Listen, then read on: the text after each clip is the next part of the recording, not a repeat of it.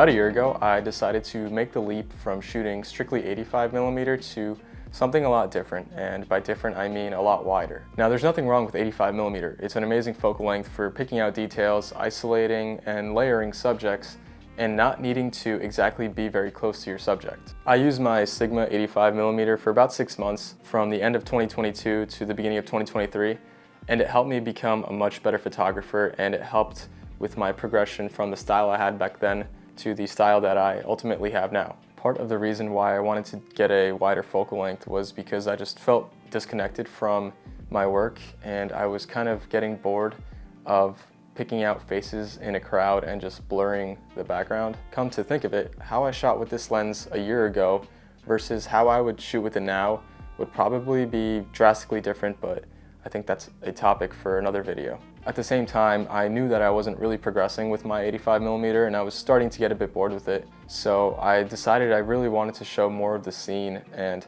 how subjects kind of interact with their surroundings. And that's where the 35mm lens comes in.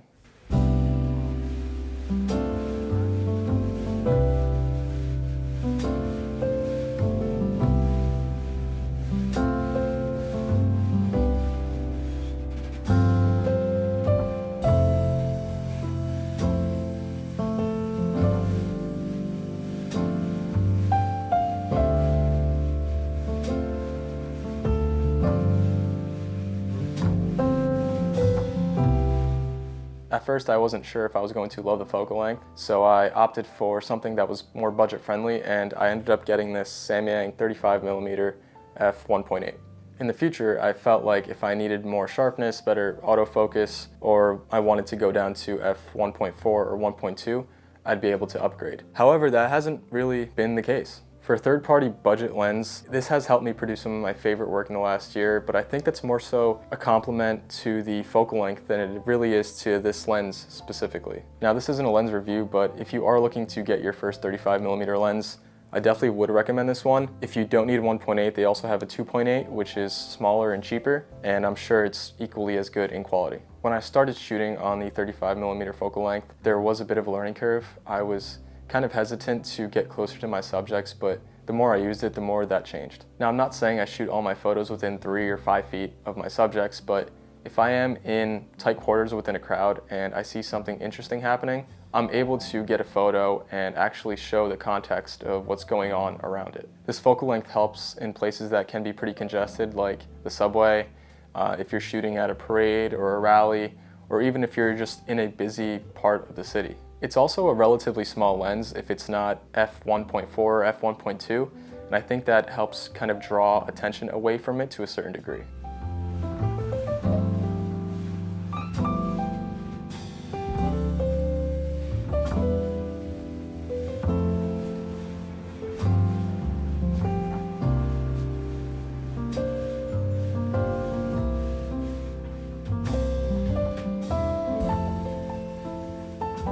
What makes this focal length so special, I think, is its versatility. I've used 35mm not only for street, but also for portraits, events, and also some client work. This focal length can be used to create abstract scenes. It's also a great documentary focal length, and a lot of people say that 50mm is like the equivalent of human vision, but for some reason I feel like it's a little bit wider than that, and it might be closer to 35 or 40. Now, there's no scientific backing behind that, but that's just my opinion. And if you shoot on a full frame camera and it has a crop sensor mode, you can turn your 35mm lens into something like a 50mm lens. I don't know the exact number, but I do that quite a bit.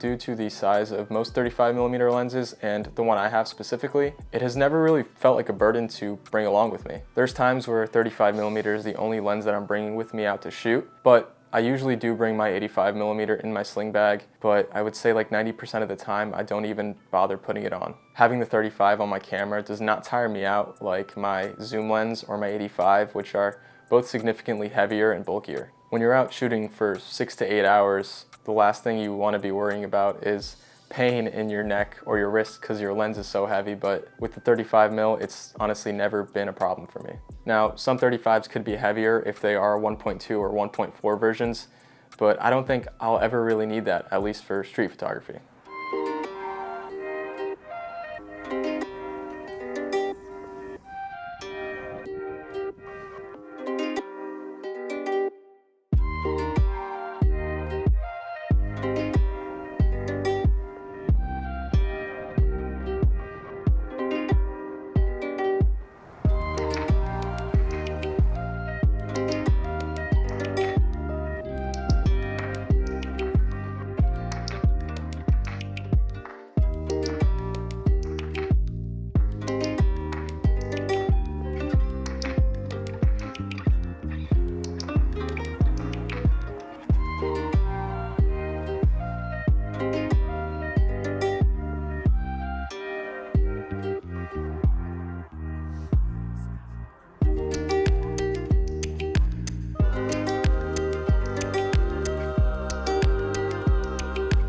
%90 of my work from the last year has been shot on this 35mm lens. I've been able to use this lens to compose scenes that I thought told stories, and it ultimately made me a better photographer because you have to be more conscious about what you're including in your frame in order to keep the focus on your subject. This focal length also teaches you how close you really need to be to your subjects in order to portray a scene the right way, and it has made me 10 times more comfortable getting closer to people than I was when I was shooting with my 85. Granted, I do want to shoot on a 50mm focal length and explore that a bit more. So if you're a lens company watching this, my birthday is next month, so if you feel like sending me a 50mm lens, I would welcome it with open arms. Before I close out this video, I wanted to do a little giveaway. At the end of 2023, I compiled some of my favorite work from the year and I put it into this little photo book just so I had a physical version of my photos. I only made one copy and it actually got lost in the mail. So they sent me a second copy of it, and a few weeks ago, the first copy actually showed up on my doorstep, so now I have two. So I thought I would just give it away. So if you want to win this and enter the giveaway, all you have to do is make sure that you're following me on Instagram, subscribe to this channel, and also just comment down below your Instagram handle, and I will pick out a winner and I will DM you on Instagram. Unfortunately, this giveaway is only open to US residents due to shipping costs and my fear of it getting lost in the mail again. But if you're not from the US, don't worry. In the near future, I am planning to sell some different things, like possibly digital zines and maybe presets. I'm not sure, but keep an eye out for those and I will definitely announce them if I am working on those.